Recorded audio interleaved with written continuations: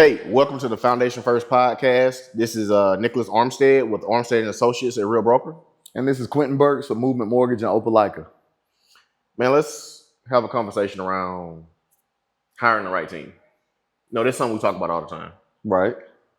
Make sure like first-time home buyers or buyers in general or anybody that's doing real estate, the importance of hiring the right team. Okay. So we recently had an experience with a client. I don't want to, just for the audience, I don't want to say anyone's name. Right. But initials AH. Okay. You familiar with what I'm talking about? I got you. I'm Okay, following. cool. All right, cool. So she was in a situation to where she was trying to buy a house for years, right? And I introduced you to her.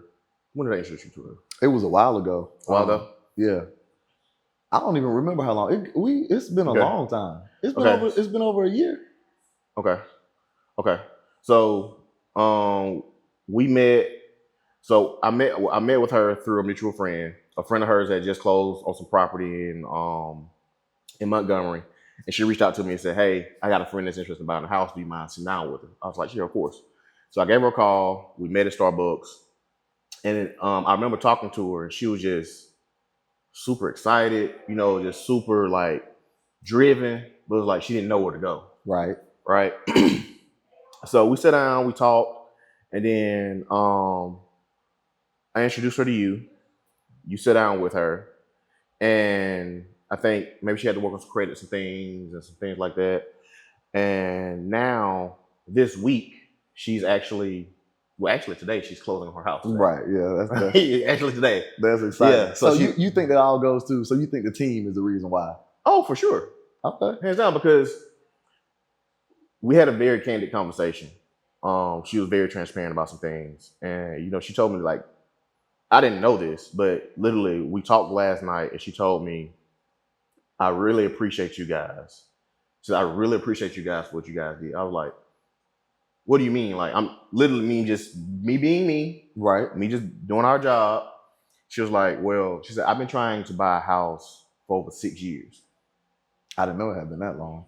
She said, she had some things going personally, and she had someone in her close immediate circle that's in our industry, and she'd been kind of trying to tell them for years that I want to do this, but they never took her serious. Okay. And she said when she connected with us, it was like not only did she hire the right people, but it's like we invested in her. We actually took the time to show her what she needed to do. Do you think that's similar to like dealing with a family member? You know what I mean? So a lot of times people say, you treat strangers better than you treat family. Mm-hmm. Do you think sometimes it happens like in our industry too, selling real estate or just helping a family member in general, you almost treat them secondhand, but when you when you sit down with a person that you don't know, you want to put your best foot forward. Mm-hmm. You think that's kind of? Do you think that's what happened? Like probably because when I was in business school, the one rule they said, you don't do business with friends and family. Right. Yeah. Because it's very hard to draw that line from business to personal. Yep. Because my thing is, they might see young Quinten out here doing whatever and not serious about his business, versus now you're a man about your business, so all they can see is Quinten from back then. Yeah. Right. Yeah. So I think that may be it. I think so too, because we took her seriously. You know what I mean? A close person, like you said, that knows her from back in the day. They already formed an opinion. Yeah. Of her. We know you from when you were a kid, and always never taking things seriously. But she got to a point where she wanted to do something that required him to handle her in a professional manner, and I don't think they took her as seriously as they should have, because when we took her seriously, she put that work in. I mean, even over a year's time, and now she's about to close on her home, which is exciting. So yeah, to tie it all back together, do you think that even though she's in the situation that she's in now, about to close, had she been with a different team, you don't think she would have got the same result? You think we were the right team for her? Yeah, for sure. Because all right, let's just backtrack a little Just bit. unpack it. Yeah. Let's backtrack a little bit. I know for a fact that I'm very intentional when it comes to first time home buyers. They're delicate. You're the exact same way. Right. In this day and time, in the market that we're in right now, I mean, let's just call it for what it is.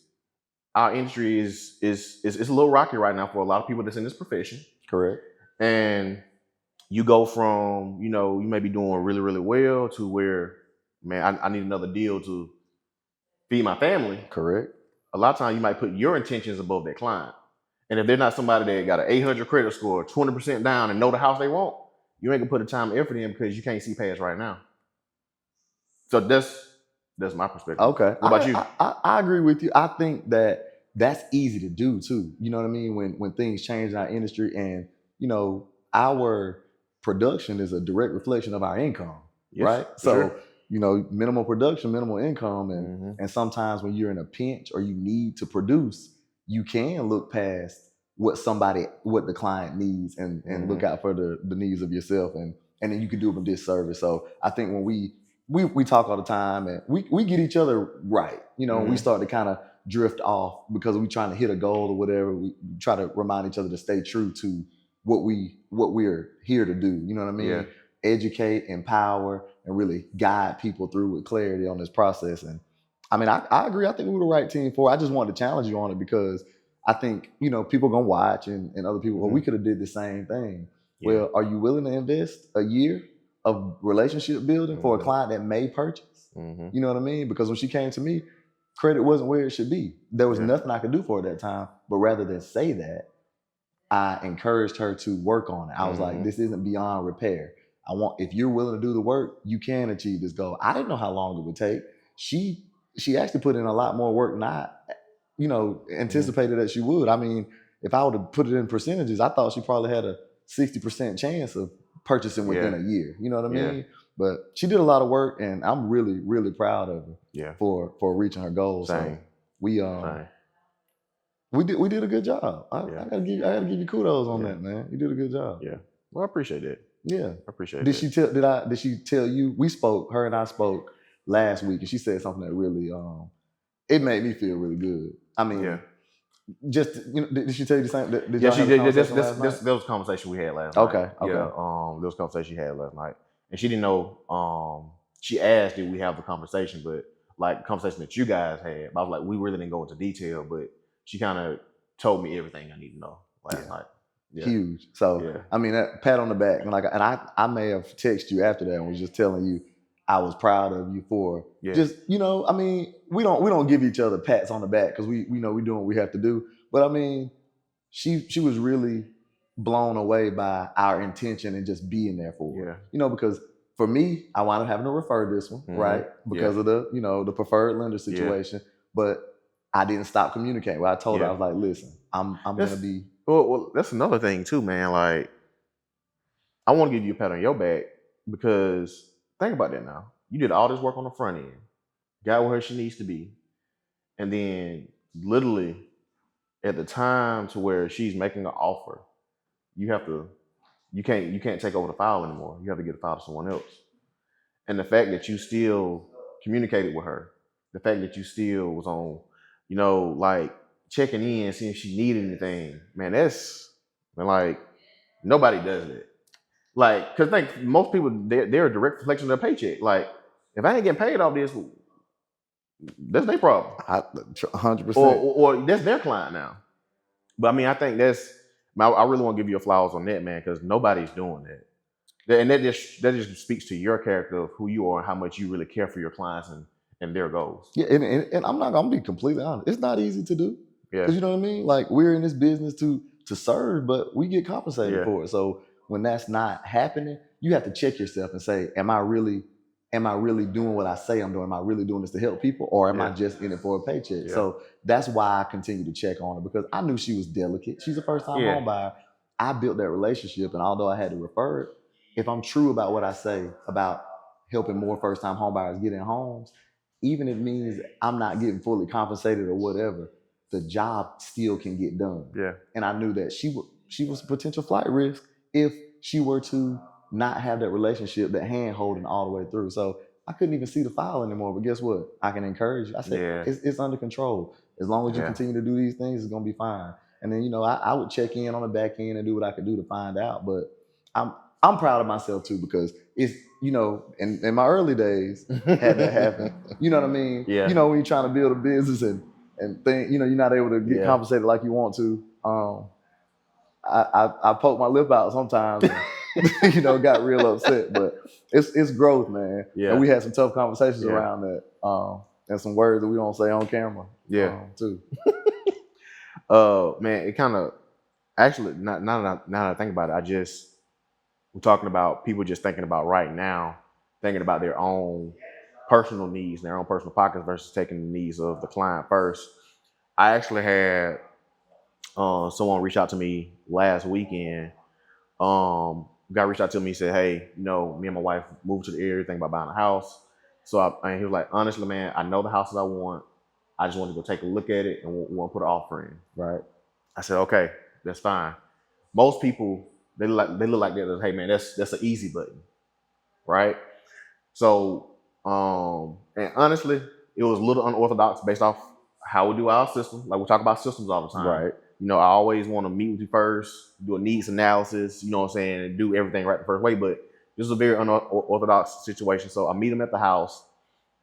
They love the house, but then I stayed true to like, okay, so what's your 5-year goal? What are your needs? Right? And he was like, we want to stay here for about 5 years, but I want to make sure that I buy in the area to where if I need to resell it, I have a good way to resell it, right? Right. So most people are like, okay, that's fine. This is good because this house is a nice house sitting on 4 acres. Oh, wow. Everybody loves acreage in Lee County. It's growing. That's true. And I asked him, I said, what's the one concern that you have about this property? He was like, well, most of the acreage is on the front end through the driveway and it's connected somewhere else. I was like, okay, if you're having that concern, what you gonna do when someone else want to buy this house? They're gonna have the same concern. So while we're there, we looked at some other properties. We found another property on the other side of Lee County, similar acreage, different layout, bigger house. That's the one they're gonna go with. Okay. Most people in that situation would easy sell. This one we're look at easy sell. Let's write it up. But my thing is, and he even told me, he said, "Man, I really appreciate you just taking the time to listen to what we had to say, because we never saw this house online. We never looked at this house. And the fact that you took the time out versus trying to write an offer and show me this house, we really appreciate you." That's huge. And so with you saying that, like I said, that's my first time hearing this story. But with you saying that, do you think people can unintentionally hire the right team? Because it sounds like he hired the right agent unintentionally. But what could somebody do to do it on purpose? You know what I mean? Because people gonna watch this and they're like, that guy got lucky. He just picked the right person. But how do you do it on purpose? Well, I would say, he unintentionally picked the right person, but he didn't just pick somebody out of the blue.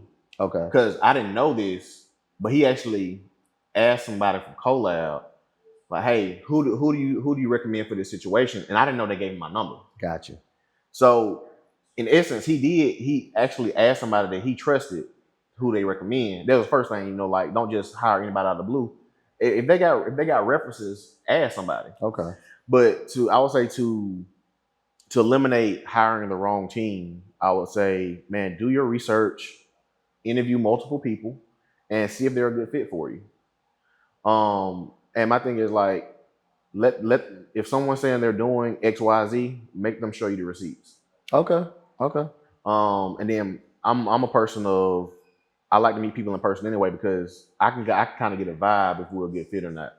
You can have sold all the houses in the world, but if we're not vibing right, I want somebody that I can relate to, somebody that I get good energy with. I got you. I tell my clients something similar. Of course, a lot of times if they're a good fit for you, they wind up being a good fit for me. I don't really think we had any situations like that, but I tell them, I was like, the process is so involved, right? Mm-hmm. It requires a lot of communication.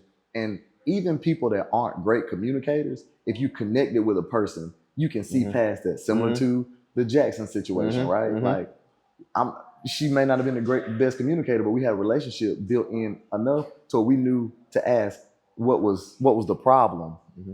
and find out that it was just fear, you know. So as we, you know, continue to meet people and connect with people, if we were to tell, you know, the people that are listening to us, take time to really just try to connect with the person that you're going to go through this process with. Yeah. Because, you know, hiring the right team, you know, don't get too deep in the weeds with that. Just find somebody you connect with, because it could take 24 months, you know what I mean? And if it's not somebody that's going to be you willing to build a relationship with, then you probably should find somebody else, to be honest. I think somebody that can just write a contract or do a mortgage. I mean, I take the advice.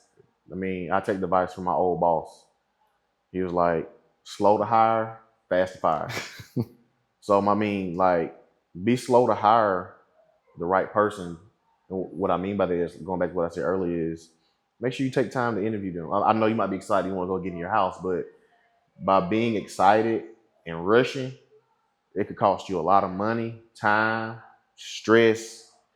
If you're rushing and you hire the wrong person, the wrong team, and but just take that process slow, and then you can do what you want to do. But make sure you just hire the right team. I got you. So, would you think that? Would you say that hiring the right person? What are the odds? Accidentally hiring the right person, or the odds, like, you know what I mean? Because think about the amount of agents that there are. You know what I mean? You ever played the lottery? Yeah. You won one yet? Not yet. I don't even think I want to scratch off. Those are the odds. I got you. Yeah. So if you're not intentional about it, I got you. So I mean, if I were to make sure that something got communicated and it got out there, take your time and build a relationship with somebody if you're planning to to do a real estate transaction and hire a professional. Because if you just go online and type in realtors in my area, the chances of you getting one that's not as great or one that's going to be a good fit for you is probably a lot higher than better riding up the exit. What exit is that?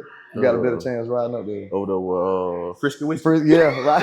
You got a better chance of going up there and winning than you do getting the right agent. So, all right, man. Well, I think we'll wrap it up there, man, and we'll continue a conversation next week. But man, I think this was valuable. I think this conversation was something that needed to be had. For sure. I hope it's valuable to people that's listening. So, any final words, anything you want to say? One final thing. You dropped the name at the beginning, right? Foundation First, and I don't think you know what I mean. Yeah. I think that's a perfect name for this podcast. I'm super excited about it, just because the name really kind of speaks to who we are.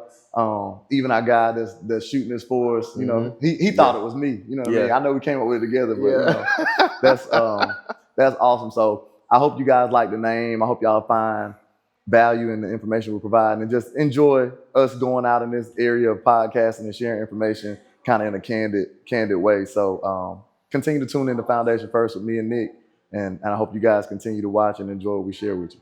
All right, man. Till next time. See you. Peace.